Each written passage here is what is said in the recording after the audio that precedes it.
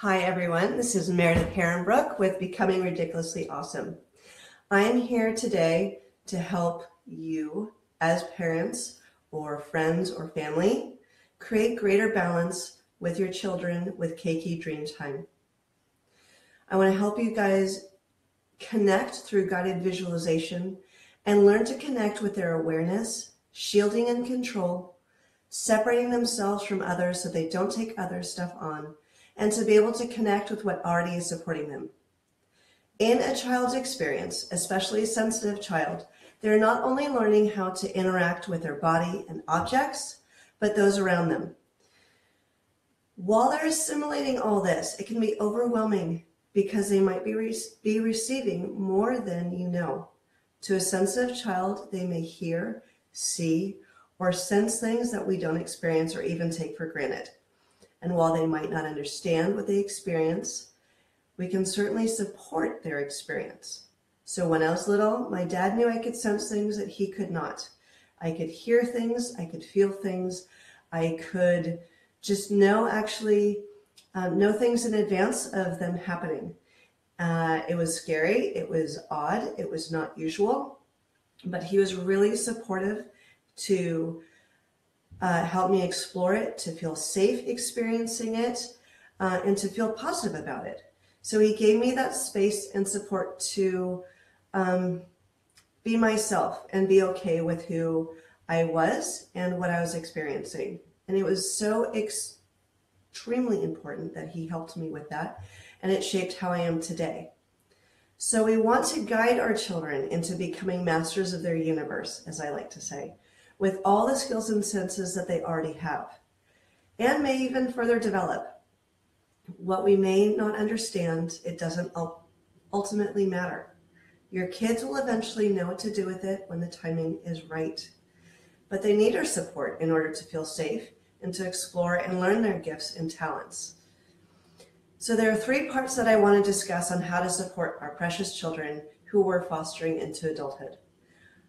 Connect into their awareness and boundaries, separate themselves from other influences around them, find their center and ground, connect with what is already supporting them. The first steps in mastering their universe is to help them notice where they are, where they start, and the rest of the world stops. There is some overlap, but for all intents and purposes, we are more than our bodies. Our sight extends far beyond, and so does our hearing. Our energetic bodies expand and contract, change shape and color throughout the day when we're happy, sad, scared, or frustrated. When we can notice space around us before someone else begins, we can have time and space to take an experience before we have to react to it. We can plan ahead and act instead of reacting. So it's like driving a car. When we're in our vehicles and we see a car or a semi coming along towards us, we can analyze how far they are, if they're coming right at us or just staying in their lane, if we're aware of their shape and size and location, or if they're not. Okay, so we plan accordingly, right? And so that's how we drive and not get hit throughout the day. So we should teach our kids to be able to become more aware of their space, not just their bodies right here, but within 18 inches or even beyond themselves, so they can have space and time to choose to react and become less reactive and more masterful. So we can let them know that they're separate from their experiences that may initially overwhelm them. You can practice with them. Use a visualized dial. Dial up a noise, dial down a noise, or a feeling that's their own or somebody else's. Grounding and finding their center is really crucial as well. Any martial artist or gymnast will tell you how stance is important, or if you even taken martial arts. If your energy is way up here, it is much harder to stay grounded and find your feet and to be able to kick properly and move properly in your space around you if you are not balanced.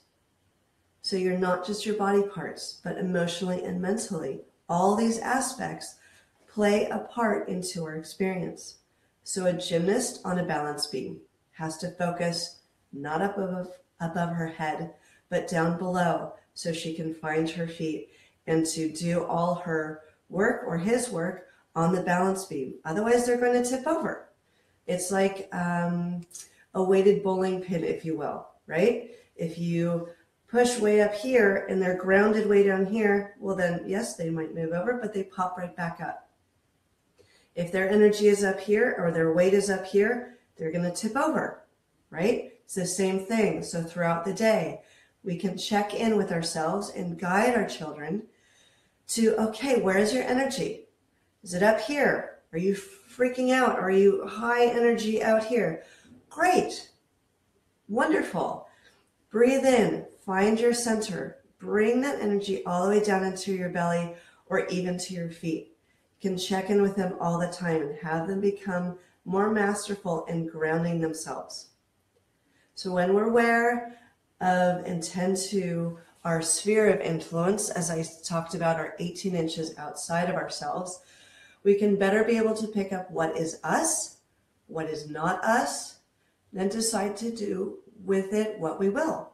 We can, when we recognize it's not us, we can see that is what it is now and already our choice to do something about it. We can be calm, we can be masterful in how we want to experience all those parts of the world as we move through it. When we are in balance, energies that are coming at us are less overwhelming. And it's maybe even something just to notice and let it move on by. We're still balanced and centered, and we're good.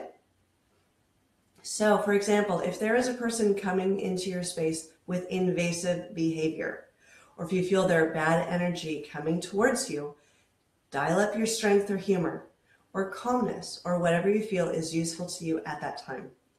Choose what's needed and still handle the situation. Stay calm and grounded and balanced. If someone is feeling small and sad, you can choose to dial up compassion. You can use this dial for any sort of situation. You name it, you can use it. So if your child feels or senses beings, ghosts, if you will, senses something that maybe you're not sensing, or sensing other person's feelings, maybe they're empathic, having them be able to master their own space will help them know that they cannot have to take them on, that they can be here, they can be their own sphere of influence and keep it out there, okay? And let them know they don't have to take it on.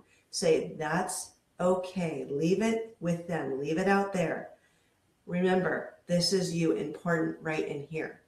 And empowering them and letting them feel stronger and more emboldened to care for this. Care for it like a garden, right? When they constantly do that, they can notice the subtle influences outside of themselves, and they can choose to take it on or not, okay? So what if we feel we don't have those resources available, okay, and we're in overwhelm and we don't know what to do? Call in help, okay? Do you remember the song, What Would Brian Boitano Do? It was in South Park episodes, and it's absolutely hilarious song. But the point of this example is to think about when we ask outside of ourselves, what would Oprah do? What would Brian Boitano do? What would my teacher do? What would my parents do? What would this person who has this knowledge or resource, what would they do?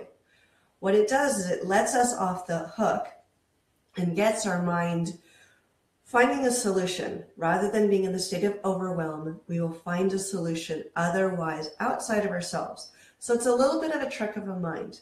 And so then you can more freely access a resource and say, great. So bring that resource into yourself.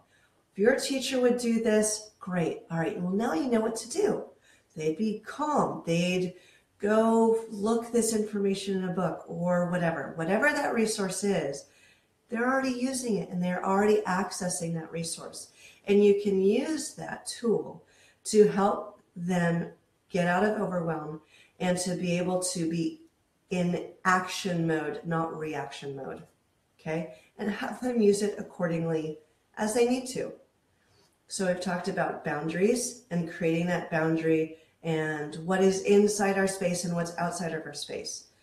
Separating ourselves from the influences around us, finding their center and grounding, and connecting what's already supporting them. To read more about creating a balance in our children, and to get actually a meditation for Keiki Dreamtime, maybe you can use this before they sleep.